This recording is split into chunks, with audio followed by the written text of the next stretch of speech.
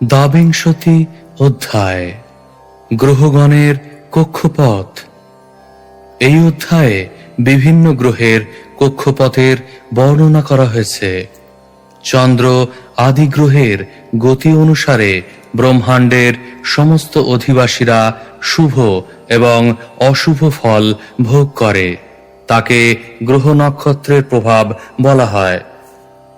সমগ্র ব্রহ্মাণ্ডে বিভিন্ন সময়ের নিয়ন্তা সূর্যদেবকে নারায়ণের অংশ বলে মনে করা হয়। তিনি বিশেষ করে তাপ, আলো, ঋতুর পরিবর্তন ইত্যাদি বিষয় নিয়ন্ত্রণ করেন। নারায়ণের ঋক, যজু এবং সাম এই তিনটি বেদ সূর্যরূপে অবস্থিত। তাই সূর্যকে ত্রয়ীময় বলা হয়। কখনো কখনো সূর্যদেবকে সূর্য নারায়ণও বলা হয়। সূর্যদেব নিজেকে 12টি ভাগে বিভক্ত করে 6টি ঋতু এবং শীত, উষ্ণ, বর্ষা আদি ঋতুর গুণসমূহের বিধান করেন। যোগী ও বর্ণাশ্রমী কর্মীরা অষ্টাঙ্গ যোগ এবং অগ্নিহোত্রাদি যজ্ঞের দ্বারা সূর্যের অভ্যন্তরস্থ নারায়ণের উপাসনা করে নিজেদের কল্যাণ সাধন করেন।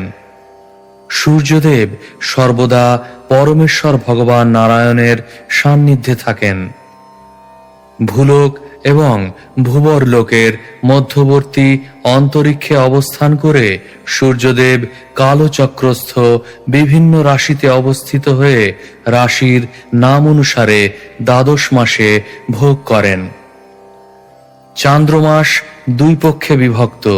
তেমনি সৌর গণনা অনুসারে এক একটি নক্ষত্রে সূর্য যে পরিমাণ সময় থাকেন তা এক একটি সৌর মাস। 2 অর্ধাংশ মাসে এক ঋতু হয় এবং এক বৎসরে 12টি মাস রয়েছে। নভমণ্ডল 2 অর্ধাংশে বিভক্ত এবং তাদের বলা হয় অয়ন, অর্থাৎ 6 মাসে সূর্যের ভ্রমণ পথ। সূর্য কখনো মন্থর গতিতে, কখনো দ্রুত গতিতে এবং কখনো সমান গতিতে ভ্রমণ করেন। এইভাবে সূর্য স্বর্গ, ভূমণ্ডল এবং নভমণ্ডলে ভ্রমণ করেন। সেই কালকে পণ্ডিতেরা সংবৎসর, পরিবৎসর, ইড়াবৎসর, অনুবৎসর এবং বৎসর নামে অভিহিত করেন। সূর্যমণ্ডলের 1 লক্ষ যোজন উপরিভাগে চন্দ্রগ্রহ। চন্দ্রের হ্রাস এবং বৃদ্ধি অনুসারে স্বর্গলোক এবং পিতৃলোকের দিবারাত্রির বিধান হয়। চন্দ্রমণ্ডলের 2 লক্ষ যোজন উপরে কতকগুলি নক্ষত্র রয়েছে এবং সেই নক্ষত্রের উপরে শুক্র গ্রহ, যার প্রভাব সর্বদাই সমস্ত ব্রহ্মাণ্ডের প্রাণীদের পক্ষে শুভ। শুক্র গ্রহের 2 লক্ষ যোজন উপরে বুধ গ্রহ, যার প্রভাব কখনো শুভ এবং কখনো অশুভ।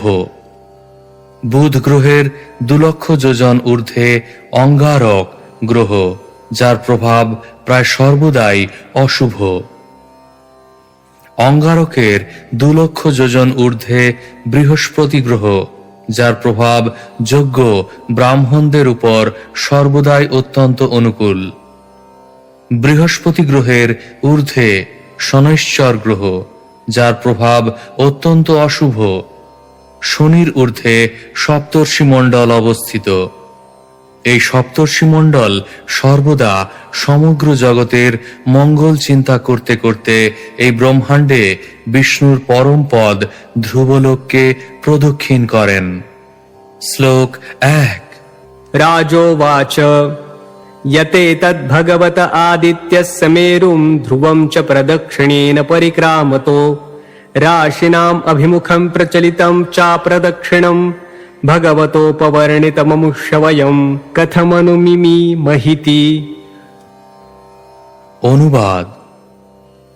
মহারাজ পরীক্ষিত সুখদেব গোস্বামীকে জিজ্ঞাসা করলেন, হে প্রভু, পরম শক্তিমান সূর্যদেব ধ্রুবলোক এবং সুমেরু পর্বতকে তার দক্ষিণে রেখে ধ্রুবলোক প্রদক্ষিণ করেন। অথচ সেই সময় আবার তিনি সুমেরু এবং ধ্রুবলোককে তার বাম দিকে রেখে রাশিগণের অভিমুখে অগ্রসর হন। সূর্য যুগপৎ সুমেরু এবং ধ্রুবলোককে বামে এবং দক্ষিণে রেখে অগ্রসর হচ্ছেন, তা কিভাবে মেনে নেওয়া যায়? শ্লোক 2। स होवाच यथा कुलालचक्रेण भ्रमता सह भ्रमतां तदाश्रयाणां पिपीलिकादीनां गतिरन्यैव प्रदेशान्तरेष्वप्युलभ्यमानत्वाद् एवं नक्षत्रराशिभिरुपलक्षितेन कालचक्रेण ध्रुवं मेरुं च प्रदक्षिणेन परिधावता सह परिधावमानानां तदाश्रयाणां सूर्यादीनां ग्रहाणां गतिरन्यैव नक्षत्रान्तरे राश्यन्तरे चोपलभ्यमानत्वात्। অনুবাদ: শ্রী সুখদেব গোস্বামী স্পষ্টভাবে উত্তর দিলেন, কুমোরের ঘূর্ণায়মান চক্রে ছোট ছোট পিপীলিকাদের যেমন চক্রের ভিন্ন ভিন্ন প্রদেশে চক্রের গতি থেকে ভিন্ন ভিন্ন গতি বিশিষ্ট হতে দেখা যায়, তেমনি নক্ষত্র এবং রাশিগণ সুমেরু এবং ধ্রুবলোককে দক্ষিণে রেখে কালচক্রে ভ্রমণ করে এবং ক্ষুদ্র পিপীলিকা সদৃশ সূর্য ও অন্যান্য গ্রহগুলিও তার সঙ্গে ভ্রমণ করে। কিন্তু সূর্য এবং অন্যান্য গ্রহ বিভিন্ন সময়ে বিভিন্ন রাশিতে এবং নক্ষত্রে দেখা যায়। তা ইঙ্গিত করে যে তাদের গতি রাশি এবং কালচক্রের গতি থেকে ভিন্ন। শ্লোক 3। स एष भगवान् आदिपुरुष एव साक्षान्नारायणो लोकानां स्वस्तय आत्मानं त्रयमयं कर्म विशुद्धनिमित्तं कविभिरपि च वेदेन विजिज्ञास्यमानो द्वादशधा विभज्य षट्सु वसन्तादिषु ऋतुषु यथोपजोषं ऋतुगुणान् विदधाति। অনুবাদ: জগতের আদি কারণ ভগবান নারায়ণ। বেদজ্ঞ মহাত্মারা বেদস্তুতির দ্বারা তার উপাসনা করলে তিনি সমস্ত লোকের মঙ্গলের জন্য এবং কর্মশুদ্ধির জন্য এই জগতে সূর্যরূপে অবতরণ করেছেন। তিনি নিজেকে 12টি ভাগে বিভক্ত করে বসন্ত আদি 6 ঋতু সৃষ্টি করেছেন। এইভাবে তিনি শীত, উষ্ণ আদি ঋতুর গুণসমূহ সৃষ্টি করেছেন। শ্লোক 4। तमेतमिह पुरुषास्त्रय्या विद्यया वर्णाश्रमाचारानुपथा उच्चावचैः कर्मभिराम्नातैर्योग वितानैश्च श्रद्धया यजन्तोऽञ्जसा श्रेयः समधिगच्छन्ति। অনুবাদ: বর্ণাশ্রম ধর্ম অনুসারে মানুষ সাধারণত সূর্যদেবরূপী ভগবান নারায়ণের উপাসনা করেন। গভীর শ্রদ্ধা সহকারে বেদোক্ত অগ্নিহোত্রাদি নানাবিধ কর্মের দ্বারা এবং অষ্টাঙ্গ যোগের দ্বারা পরমাত্মা রূপে তারা ভগবানের উপাসনা করেন। এইভাবে তারা অনায়াসে জীবনের পরম লক্ষ্য প্রাপ্ত হন। শ্লোক 5। अथ स एष आत्मा लोकानां द्यावा पृथिव्योरन्तरेण नभोवलयस्य कालचक्रगतो 12 मासान् भुङ्क्ते राशि संज्ञान् संवत्सराय संवत्सरावय वान्मासः पक्षद्वयं दिवानक्तं चेति सपादर्क्षद्वयमुपदिशन्ति यावता षष्ठं अंशं भुञ्जित स वै ऋतुरित्युपदिश्यते संवत्सरावयवः। অনুবাদ: সূর্যদেব যিনি হচ্ছেন নারায়ণ বা বিষ্ণু, তিনি সমগ্র জগতের আত্মাস্বরূপ। তিনি স্বর্গ ও মর্তের মধ্যবর্তী অন্তরিক্ষের মধ্যস্থলে কালচক্রস্থ রাশিতে অবস্থিত হয়ে রাশির নাম অনুযায়ী 12টি বিভিন্ন নাম গ্রহণ করেন। সেই 12টি মাসের সমন্বয়কে বলা হয় সংবৎসর। চন্দ্রের গণনা অনুসারে শুক্ল এবং কৃষ্ণ এই দুই পক্ষ নিয়ে 1 মাস হয়। তা পিতৃলোকের 1 দিন এবং রাত্রি। সৌর গণনা অনুসারে 2.25 নক্ষত্রে 1 মাস। সূর্যদেবের 2 মাস ভ্রমণে 1 ঋতু হয় এবং তাই ঋতুর পরিবর্তনকে সংবৎসরের দেহের অংশ বলে বিবেচনা করা হয়। শ্লোক 6। अथ च यावतार्धेन नभो विद्यां प्रचरति तं कालमयनम् आचक्षते। অনুবাদ। এইভাবে সূর্যদেব যে সময়ে নভমণ্ডলের অর্ধাংশে ভ্রমণ করেন সেই সময়কে বলা হয় অয়ন। শ্লোক 7। अथ च यावन्नभोमण्डलं सह द्यावा पृथिव्योर्मण्डलाभ्यां कार्त्स्नेन सह भुञ्जीत तं कालं संवत्सरं परिवत्सरमिडावत्सरम् अनुवत्सरं वत्सरम् इति भानोर्मान्द्यशैघ्र्य समगतिभिः समामनन्ति। অনুবাদ।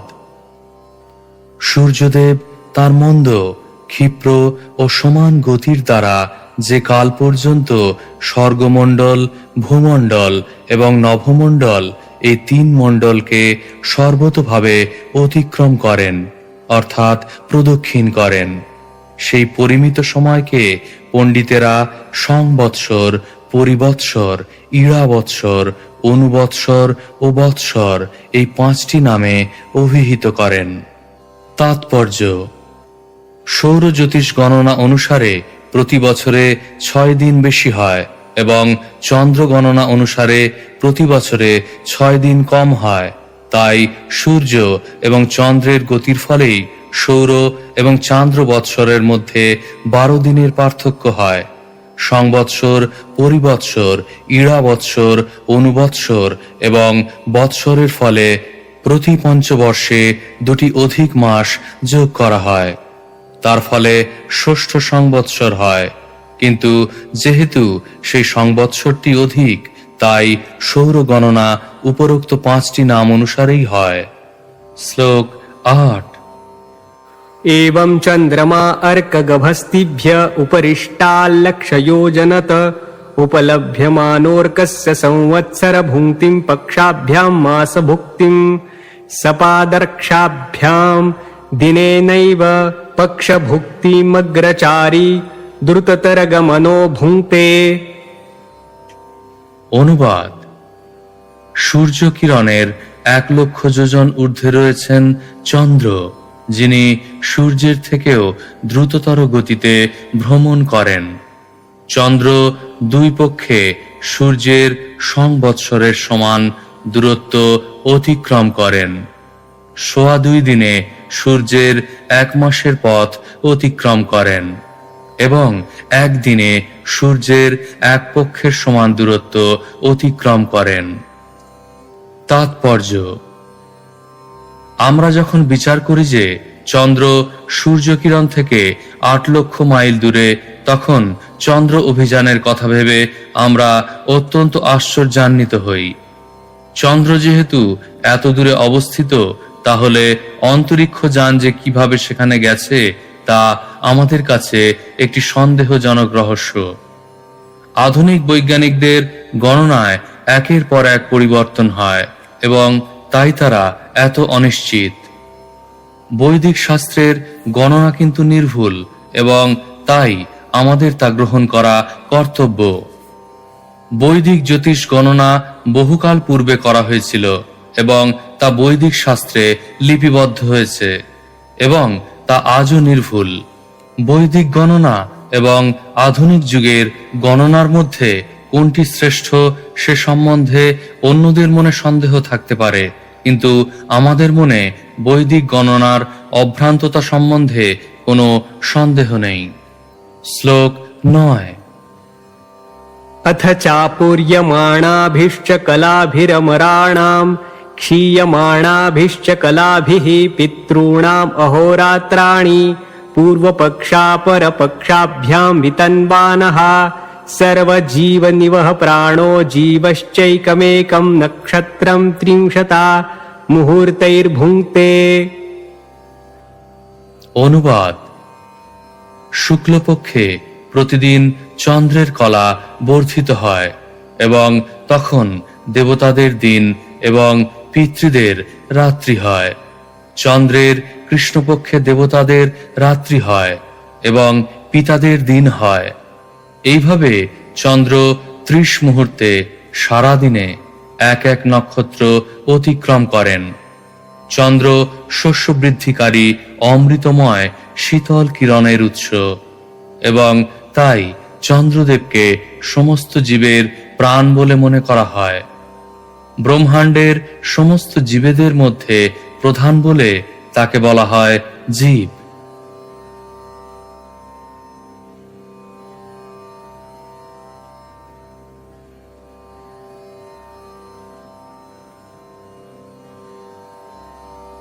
শ্লোক 10।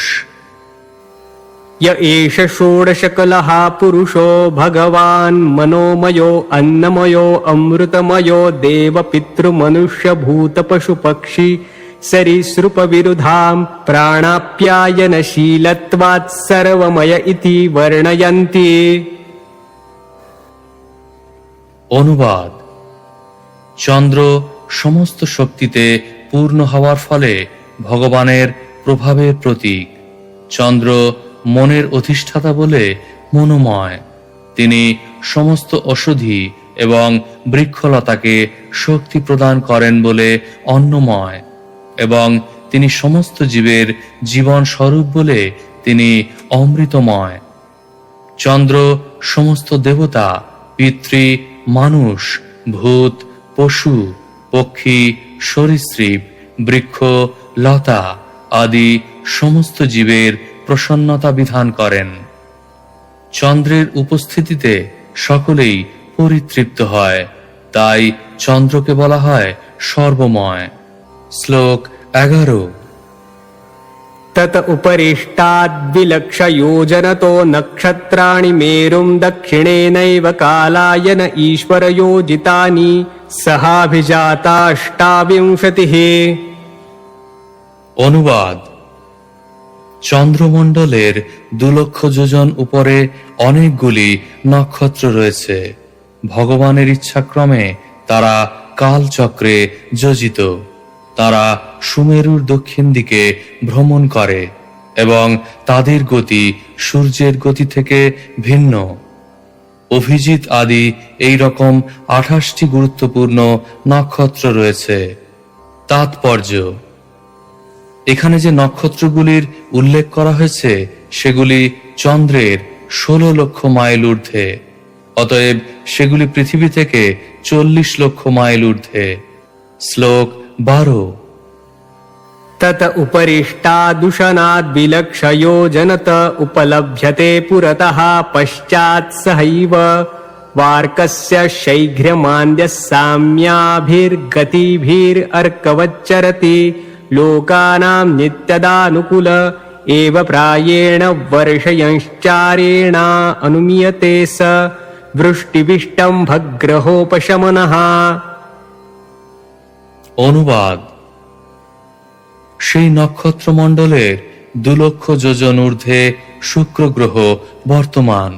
সূর্যের দ্রুত, মন্থর এবং সমান গতি অনুসারে ওই গ্রহ কখনো সূর্যের সঙ্গে সমানভাবে, কখনো পশ্চাতে, কখনো বা অগ্রে গমন করেন।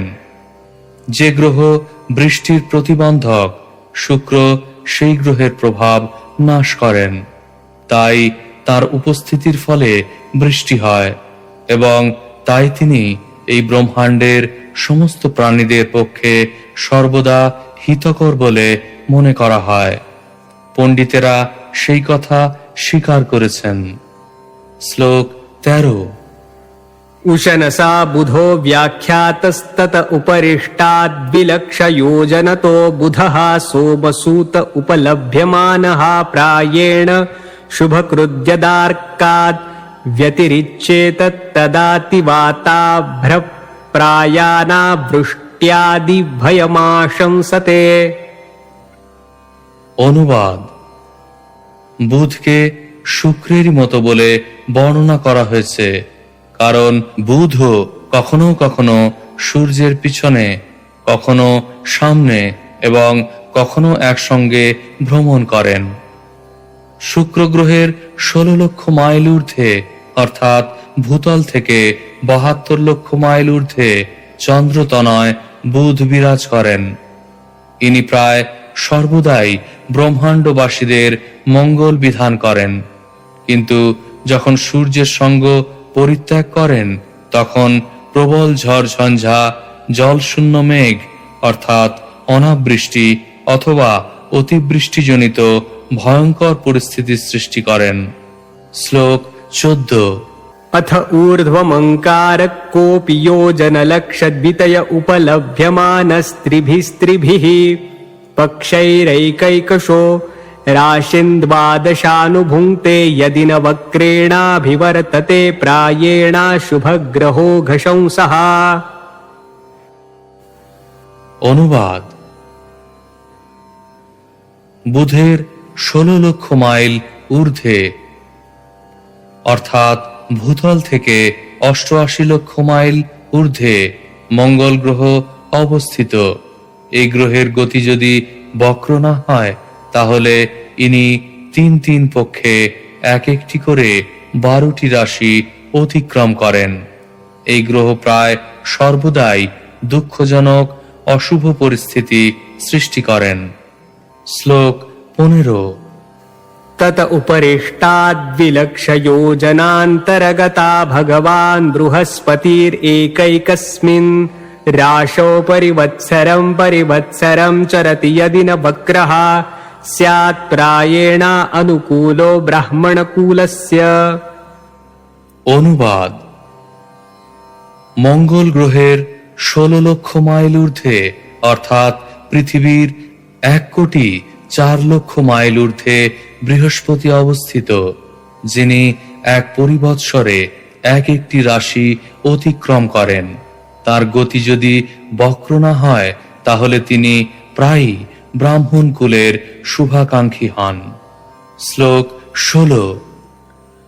तत उपरिष्टाद्योजनलक्षद्वयात् प्रतीयमानः शनैश्चर एकैकस्मिन् राशौ 30 मासान् विलम्बमानः सर्वान् एवानुपर्येति तावद्भिरनुवत्सरैः प्रायेण हि सर्वेषां शान्तिकरः। অনুবাদ: বৃহস্পতির 16 লক্ষ মাইল ঊর্ধ্বে অর্থাৎ পৃথিবী থেকে 1,20,00,000 মাইল ঊর্ধ্বে শনি গ্রহ অবস্থিত, যিনি এক একটি রাশিতে 30 মাস ধরে অবস্থান করে 30 অনুবৎসরে 12টি রাশি পরিভ্রমণ করেন। এই গ্রহ সমগ্র ব্রহ্মাণ্ডের জন্য অত্যন্ত অশুভ। শ্লোক 17। तत उत्तरस्मादृशय 11,00,000 उपलभ्यन्ते य एव लोकानां शमनुभावयन्तो भगवतो विष्णोर्यत्परमं पदं प्रदक्षिणं प्रक्रमन्ति। অনুবাদ: শনির থেকে 88 লক্ষ মাইল ঊর্ধ্বে অর্থাৎ পৃথিবী থেকে 2,08,00,000 মাইল ঊর্ধ্বে সপ্তর্ষিগণ বিরাজ করছেন। তারা সর্বদা সমস্ত ব্রহ্মাণ্ডবাসীদের মঙ্গল কামনা করতে করতে ভগবান শ্রীবিষ্ণুর পরম ধাম ধ্রুবলোক প্রদক্ষিণ করছেন। তাৎপর্য: শ্রীল মধ্বাচার্য ব্রহ্মাণ্ড পুরাণ থেকে নিম্নলিখিত শ্লোকটির উদ্ধৃতি দিয়েছেন। ज्ञानानन्दात्मनो विष्णुः शिशुमारवपुष्यथ ऊर्ध्वलोकेषु सव्याप्त आदित्याद्यास्तदाश्रिता। সমস্ত জ্ঞান এবং আনন্দের উৎস ভগবান শ্রীবিষ্ণু ব্রহ্মাণ্ডের সর্বোচ্চ স্তরে সপ্ত স্বর্গে শিশুমার রূপ ধারণ করেছেন। সূর্য আদি অন্য সমস্ত গ্রহ শিশুমার চক্রের আশ্রয়ে অবস্থিত। ইতি শ্রীমদ্ ভাগবতের পঞ্চম স্কন্ধের গ্রহগণের কক্ষপথ নামক 22 অধ্যায়ের ভক্তি বেদান্ত তাৎপর্য।